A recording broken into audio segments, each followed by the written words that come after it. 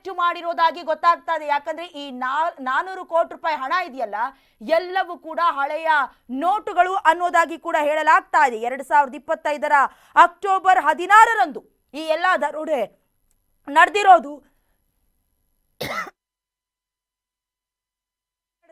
ಹಲವಾರು ತಿಂಗಳ ನಂತರ ಈ ಪ್ರಕರಣ ಕೂಡ ಬೆಳಕಿಗೆ ಬಂದಿರೋದು ಗೊತ್ತಾಗಿದೆ. ಒಟ್ಟಲ್ಲಿ 3 ರಾಜ್ಯಗಳ ಪೊಲೀಸರಲ್ಲಿ ಸಿಕ್ಕಾಪಟ್ಟೆ ಅಚ್ಚರಿ ಆಗ್ತಾ ಇದೆ. ಅಂದ್ರೆ ಎಷ್ಟೇ ಹೈ ಅಲರ್ಟ್ಗಳಿದ್ರು, ಎಷ್ಟೇ ಸ್ಕ್ಯಾನರ್ಗಳಿದ್ರು ಕೂಡ ಈ ರೀತಿಯಾದಂತಹ ಘಟನೆ ಆಗಿರೋದು. ಟೆಕ್ನಾಲಜಿಗಳೆಲ್ಲವೂ ಕೂಡ ವೇಸ್ಟ್, ಕಳ್ಳತನದ ಮುಂದೆ ಯಾವುದು ಕೂಡ ವರ್ಕೌಟ್ ಆಗ್ಲಿಲ್ಲ ಅನ್ನೋದು ಈ ಕೇಸ್ನಲ್ಲಿ ಗೊತ್ತಾಗ್ತಾ ಇದೆ.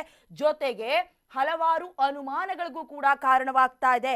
ಭಾರಿ ಮೊತ್ತದ ಹಣವನ್ನ ಮಹಾರಾಷ್ಟ್ರದ ಖ್ಯಾತ ರಿಯಲ್ ಎಸ್ಟೇಟ್ ಉದ್ಯಮಿಗೆ ಒಳಪಟ್ಟಂತಹ ಹಣ ಅನ್ನುವಂತಹ ಅನುಮಾನಗಳು ಕೂಡ ವ್ಯಕ್ತವಾಗ್ತಾ ಇದೆ. ನೋಡಿ, 400 ಕೋಟಿ ರೂಪಾಯಿ ಹಣ ಅಂತ ಹೇಳಿದ್ರೆ ತಮಾಷೆಯ ಮಾತೇ ಅಲ್ಲ. ಈಗ ನೀವು ಏನ್ ಗಮನಿಸ್ತಾ ಇದ್ದೀರಾ, ಅದೇ ವೆಹಿಕಲ್ ನಲ್ಲಿ ಹಣವನ್ನ ಸಾಗಿಸಲಾಗ್ತಾ ಇತ್ತು. ಒಂದಲ್ಲ ಎರಡಲ್ಲ ಕೋಟಿ ರೂಪಾಯಿ ಅಂತ ಹೇಳಿದ್ರೆ ಬೆಚ್ಚಿ ಬೀಳ್ತೇವೆ. ಅಂತದ್ರಲ್ಲಿ 400 ಕೋಟಿ ರೂಪಾಯಿ ಹಣವನ್ನ 3 ರಾಜ್ಯದ ಗಡಿಯನ್ನ ಮೀರಿ ದರೋಡೆ ಮಾಡಲಾಗ್ತಾ ಇತ್ತು ಅಂತ ಹೇಳಿದ್ರೆ ಅದೆಂತ ತಲೆ ಇದ್ದಂತಹ ವ್ಯಕ್ತಿ ಈ ಎಲ್ಲಾ ಪ್ಲಾನ್ ಅಲ್ಲಿ ಇನ್ವಾಲ್ವ್ಮೆಂಟ್ ಅನ್ನ ಪಡ್ಕೊಂಡಿದ್ದ ಅನ್ನೋದಾಗಿ. ಗೋವಾದಿಂದ ಮಹಾರಾಷ್ಟ್ರಕ್ಕೆ ಹಣವನ್ನ ಸಾಗಿಸ್ತಾ ಇದ್ದಿದ್ದು 2 ಕಂಟೈನರ್ ನಲ್ಲಿ.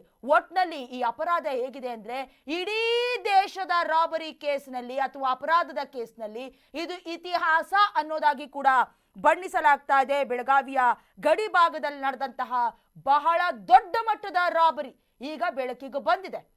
ಹಾಗಾದ್ರೆ ಈ ಹಣದ ಮೂಲ ಯಾವುದು? ಎಲ್ಲವೂ ಕೂಡ ಒರಿಜಿನಲ್, ಡೂಪ್ಲಿಕೇಟಾ?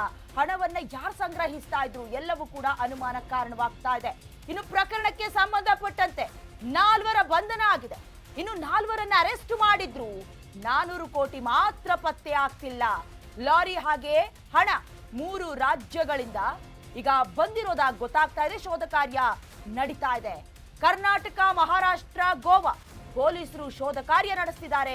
ಈ ಪ್ರಕರಣವನ್ನ ಸಿಕ್ಕಾಪಟ್ಟೆ ಸೀರಿಯಸ್ ಆಗಿ ಪರಿಗಣಿಸಿದ ಮಹಾರಾಷ್ಟ್ರದ ಸಿಎಂ ರಾಜ್ಯದ ಪೊಲೀಸರಿಗೂ ಕೂಡ ಪತ್ರ ಬರೆದಿದ್ದಾರೆ. ಸಿಎಂ ಫಡ್ನವೀಸ್ ಅವರು ತನಿಖೆಗೆ ಸಹಕರಿಸಿ ಅಂತ ಬೆಳಗಾವಿ ಪೊಲೀಸರಿಗೂ ಕೂಡ ಪತ್ರವನ್ನ ರವಾನಿಸಲಾಗಿದೆ. ಈಗಾಗಲೇ SIT ಕೂಡ ಮಹಾರಾಷ್ಟ್ರ ಸರ್ಕಾರ ರಚಿಸಿದೆ. ಎಂತ ಅಚ್ಚರಿ ಆಗತ್ ನೋಡಿ.